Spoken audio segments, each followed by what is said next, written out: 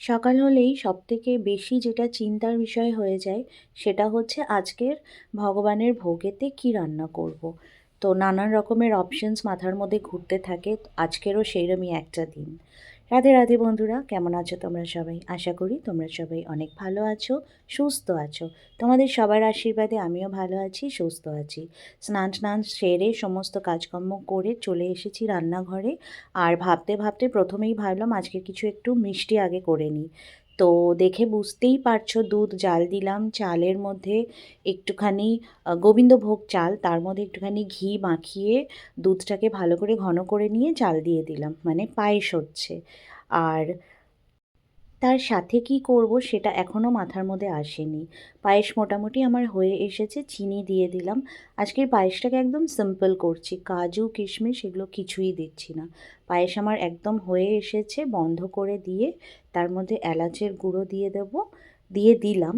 আর তারপরে ঢাকা বন্ধ করে রেখে দেবো, এলাচের গুঁড়োর যে ফ্লেভারটা ওটা পুরো এসে যাবে। চলো ওইদিকে ঠাকুর ঘরে যাই, তাদেরকে স্নান করাতে হবে, রেডি করাতে হবে। এই দেখো শীতের মধ্যে একদম মাফলার টুপি সমস্ত কিছু, শল এগুলো গায়ে দিয়ে জড়সড় হয়ে বসে আছে। আগে এদের জামা কাপড় রেডি করব, রেডি করার পরে তারপরে গরম জল করে আনবো, এনে ওদেরকে স্নান করাবো। তো সবথেকে বড় কাজ হচ্ছে ওদের জামা সিলেক্ট করা। জামা সিলেক্ট করা, তারপরে তার সাথে ম্যাচিং করে সোয়েটার, মোজা, টুপি এগুলো সিলেক্ট করা। আজকের ওদেরকে সোয়েটারের বদলে, মানে সোয়েটার জামার বদলে পঞ্চু পরাবো ভাবছি। কেন রোজই সোয়েটার টোয়েটার পরছে, ভেতরে একটুখানি ভালো করে একটা গর্জিয়াস করে জামা পরিয়ে দেবো, তার উপর দিয়ে পঞ্চু। তো এ দেখো আমার সমস্ত কিছু রেডি হয়ে গেছে। আর ওটা হচ্ছে কেসরের ইত্র, তো বৃন্দাবন থেকে এনেছিলাম। কথা বলতে বলতে তোমাদের সাথে দেখো স্নান হয়ে গেছে, আর কি মিষ্টি লাগছে না তিনজনকেই দেখতে।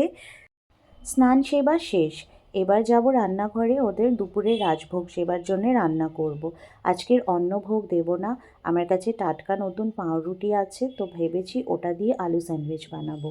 আমি ঘুরিয়ে ফিরিয়েই দিতে থাকি, যেমন যেমন মাথার মধ্যে আসে। মানে আমার জন্য মনে হয় ওরাই একটা কিছু প্রেরণা দিচ্ছে যে আজকের এটা খাবো বা কিছু। যাই হোক, ভগবানেরই লীলা, জানি না, তো আজকের আমার মনে হলো এটাই করে দিই।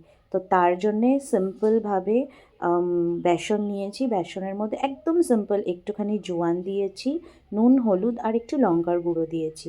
ভালো করে একটা ঘোল তৈরি করে এটাকে সাইড করে রেখে দেবো, ততক্ষণে বেসনটা ফুলুক, ব্রেডটা রেডি করে নিই।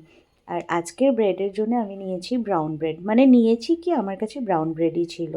আর এটা হচ্ছে আলু কড়াইশুঁটির পুর, এটাকে ভালো করে ব্রেডের উপরে মাখিয়ে দিচ্ছি।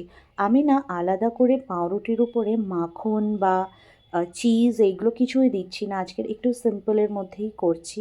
তো দেখো সিম্পলভাবে আলুর পুরটাকে ব্রেডের মধ্যে ফিল করে আর একটা পাউরুটি দিয়ে ওটাকে বন্ধ করে দিলাম। তো এইভাবে আরও দুটো তিনটে পিস রেডি করে নিচ্ছি ভালো করে। পুরটা যতটা বেশ একটু হেভি করে মোটা করে দেওয়া যায়, খেতে তত বেশি টেস্টি হয়। আর অল্প করে পুর দিলে না খেতে অতটা ভালো হয় না। আর যেহেতু এর মধ্যে চিজ পনির এগুলো কিছুই দিচ্ছি না, তো পুরের পরিমাণটা অনেকটা বেশি করে। তা দেখো মোটামুটি 4 পিস আমি রেডি করে নিয়েছি। এটাকে এইভাবে মাঝখান থেকে কেটে ট্রায়াঙ্গেলের শেপ করে নেব। ভাজতেও সুবিধা হয়, অত বড় জিনিসটা ভাজতে অসুবিধা হয়, তার জন্যই এটাকে একটুখানি হাফ কাট করে নিলাম। দেখো ভেতর থেকে পুরো সেট হয়ে গেছে পুরটা ভালো করে। এবার এটাকে ডিপ ফ্রাই করব বেসনের ব্যাটারের মধ্যে মাখিয়ে দু পিঠে ভালো করে। আর তার আগে ভাজার জন্য যেটা করতে হবে, তেল গরম করতে হবে। তেলটা বেশ একটু পরিমাণ মতন ভালো করে দিয়েছি, দিয়ে গরম হয়ে গেছে। এবার এপিঠ ওপিঠ বেসনের যে ঘোলটা বানিয়ে রেখেছি ওটাকে ভালো করে মাখিয়ে নিয়ে, তেলটা গরম হয়ে গেছে, গ্যাসের সিম, মানে গ্যাসটাকে সিম করে ভাজবো, একদম না হলে পুড়ে যাবে। আর এই ভাজতে গিয়ে আর কি একটা কথা ভাবতে ভাবতে হাতের মধ্যে এসে তেলটা ছিটকে পড়লো। আমার এই ভুল, আমার একটু সাবধানে করা উচিত ছিল।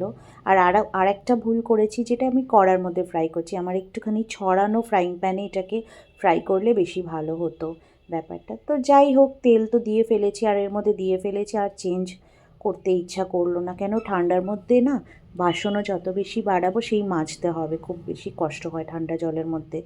তো মোটামুটি সব হয়ে গেছে। চলো এইবার ভগবানের ভোগটাকে রেডি করে নিই। সবার আগে বাটিতে পায়েস সার্ভ করে নেব। পায়েসটা সকালে এসেই আগে করেছিলাম, তো পায়েসটা এখন একদম সুন্দর সেট হয়ে গেছে আর তার সাথে ঠান্ডাও হয়ে গেছে। এদিকে একদিকে ঠান্ডা ঠান্ডা পায়েস আর একদিকে গরম গরম ব্রেড পাকোড়া। আচ্ছা, আরেকটা কথা বলি, আমার কাছে না অনিয়ন গার্লিক মানে উইদাউট অনিয়ন গার্লিকের সস ছিল, সেটা শেষ হয়ে গেছে। মায়াপুর থেকে এনেছিলাম, তো মায়াপুরে আবার যবে যাব সেই সস কিনে নিয়ে আসবো। তো আজকে সস ছাড়াই সার্ভ করছি। তো ঠাকুর ভগবান আমার ভোগ গ্রহণ করুক, আর তোমাদের সাথে আমি আবার খুব শিগগিরই দেখা করব। Till then do take care of yourself. Radhe Radhe.